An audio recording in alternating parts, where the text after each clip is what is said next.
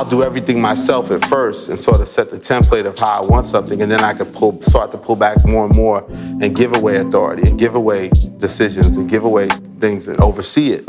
But first I want to set the blueprint of what I think this is, because I have to get my hands dirty myself to figure it out. This very first one, I feel like we've touched a little bit on this topic before of, do we do things all on our own? When do we delegate? When do we not? And I was watching an interview with Eliott Wilson. Eliott Wilson, hello, no disrespect, that he did with Complex about a couple of years ago, just pretty much going over like his career. And he was talking about what he does with his team, because now that he's like high up in title and, you know, this new like digital voice of hip hop, he's like, yo, what should I do when I have my team? How do I delegate? How do I don't? We got a clip of it and let's talk about it. Something new.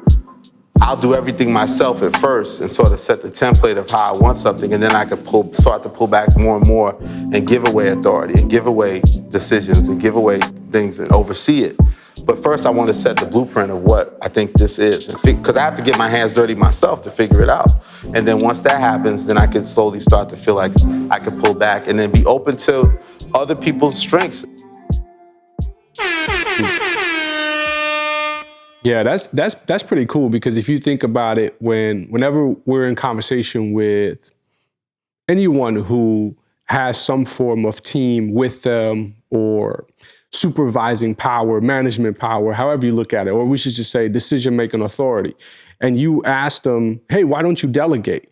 The first thing, or one of the first things that they always say is, because by the time I tell someone how to do it, and then I have to go correct them, I could have just done it myself, right? Like, they don't want to delegate simply because they're concerned that people are not going to do it to their expectation or their standard.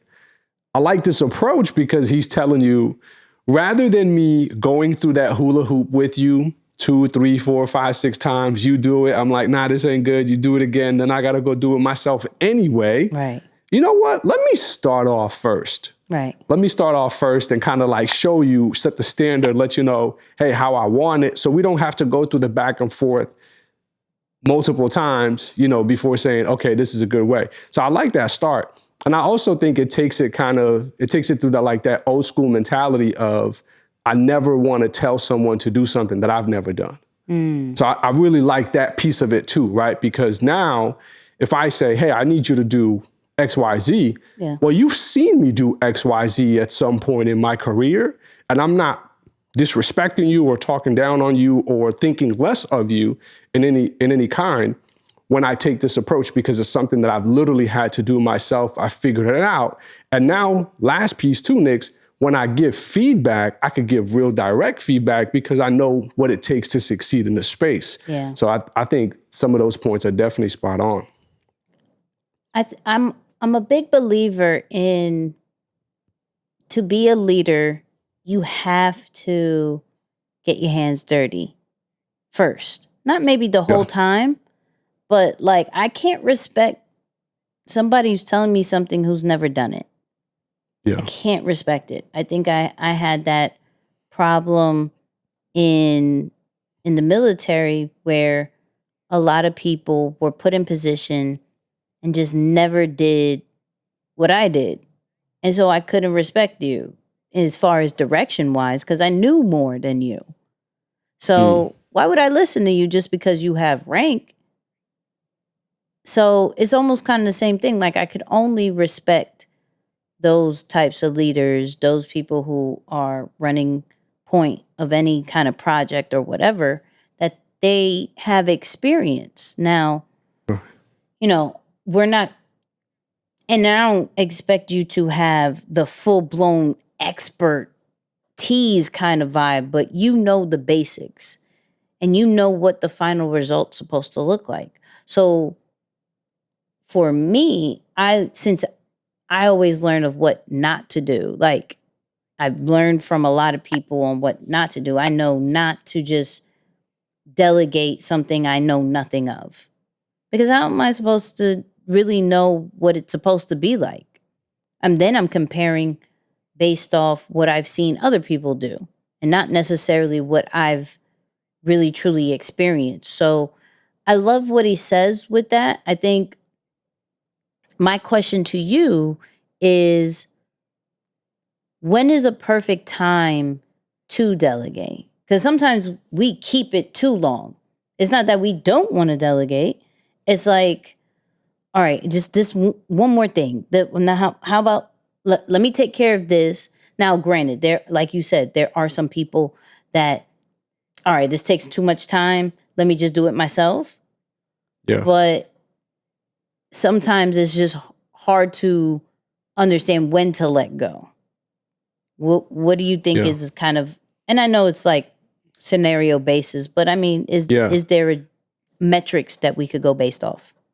Yeah, I don't think it's ever about you as the person who's delegating. It's about how well you know the people who you're going to delegate to, right? Because it's a matter of being able to set your people up for success. Yeah. So whenever I'm thinking about, okay, let me get on to something else, but at the same time, there's that responsibility to make sure that the part that you are working on gets handled correctly. Right. So you're always thinking like, okay, can I give this to somebody else?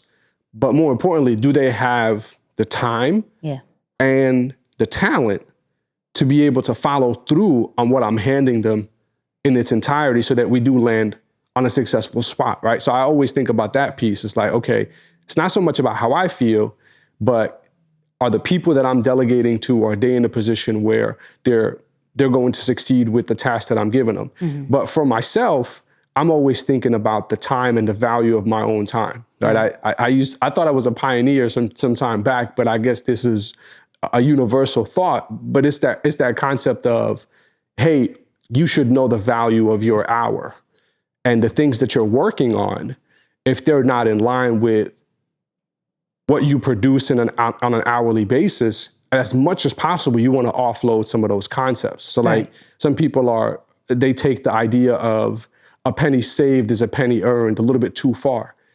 Let's say your hour is worth $50. Okay. Just bare minimum, $50. Mm-hmm. And you come across, say, an extra charge on your credit card, and you're like, nah, this charge is not correct. I'm about to go in. I got to get this thing disputed and get it off. Mm-hmm. The charge is $7. You spend an hour and a half trying to get this thing off, and you do get it off. Right. And it's like, woohoo, like I got it off. But it's like, but is it worth it? Yeah. And you just spent an hour and a half to save $7 when you could have made, technically at the same time, 75 minus 7, there goes your whatever, $68. You know, so it's like, I think when you're thinking as a person, hey, what things should I delegate? I think you should take into consideration the value of your time. But when you're thinking, who should I delegate to, you have to take into consideration the value of the person that you're delegating to and their talent, their skill set, and their ability to handle that task that you're about to push their way.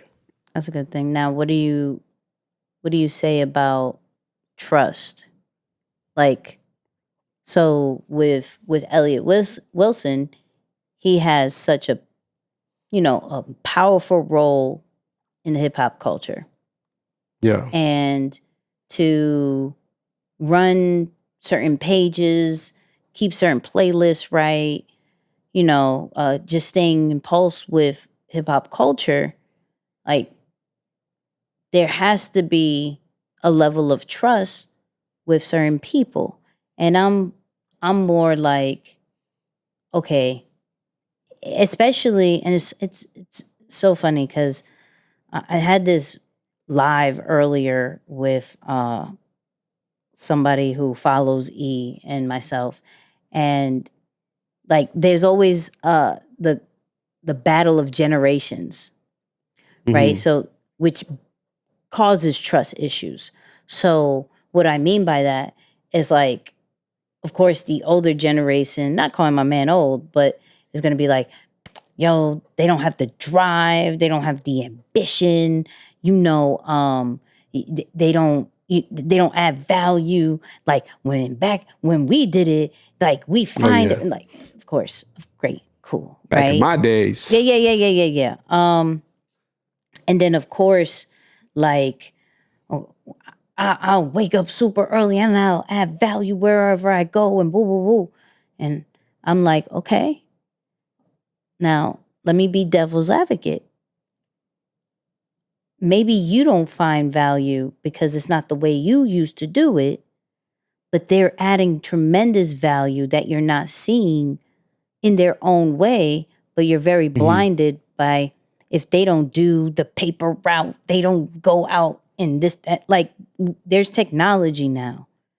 Right. A different way of adding value or filling in the gaps may seem a lot easier to you, but that's how they add value, right? Yeah. He's like, I mean, I get it a little bit. I get what you're saying. And I'm just like, what you did, we do things in order so the next generation don't have to.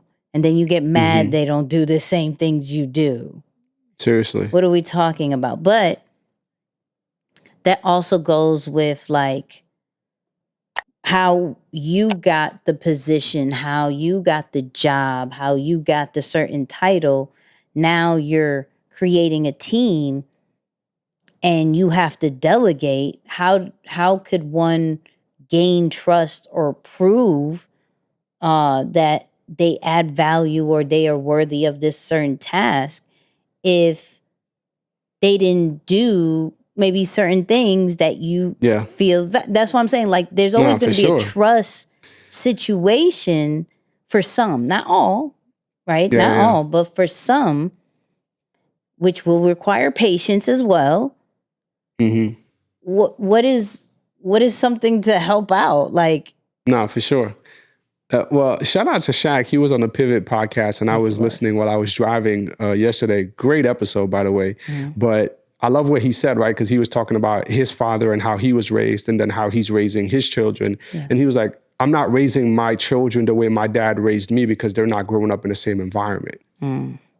So when I was growing up, I was growing up in the hood, whatever it is. So my dad had to take certain measures with me that I don't have to take with my children because, let's just say whatever, my kids are growing up on the hills. That's different than the hood, right? That's like a totally different environment. So they're exposed to something different. I can't expect the same thing out of them. So just about the point about the next generation, I like people who are forward thinking to recognize what's going on in my space or in the space.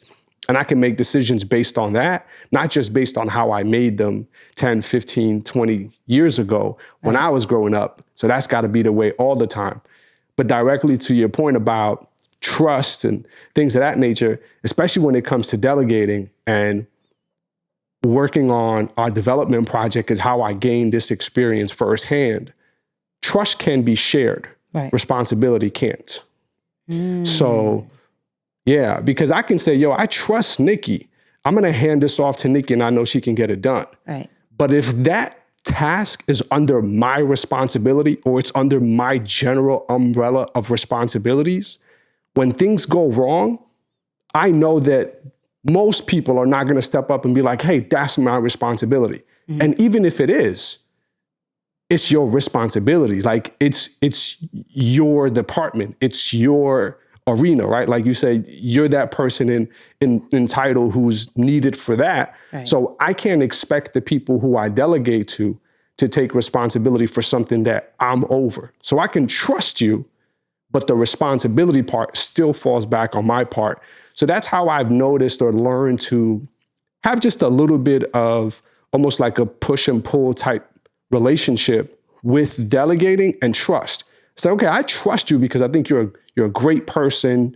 You have the ability, you follow through in the past and the history is great. But I also notice responsibility is mine. So that can mean I'm gonna do my due diligence even after I hand it off and you do it. I'm just gonna double check. That doesn't mean I don't trust you, but it's because it's my responsibility and I know that part can't be shared. I gotta do what I gotta do to make sure I'm taking care of my own responsibility. So that's what I've noticed about that part when it comes to delegating. It's like, okay, I can pass you the rock and I trust you, but the responsibility piece, I can't pass that off. That's always going to be mine. That makes sense. So for our listeners and viewers, how do you see yourself as a leader when it comes to your team? Yeah. Like, are you the one that kind of gets your hands dirty and then delegates? Are you the one that gets your hands dirty and stays dirty and has a problem delegating? Or are you the one that just delegates with no problem? Right. Just you are the leader. Let us know. Put in the comments, DM us, all that great stuff.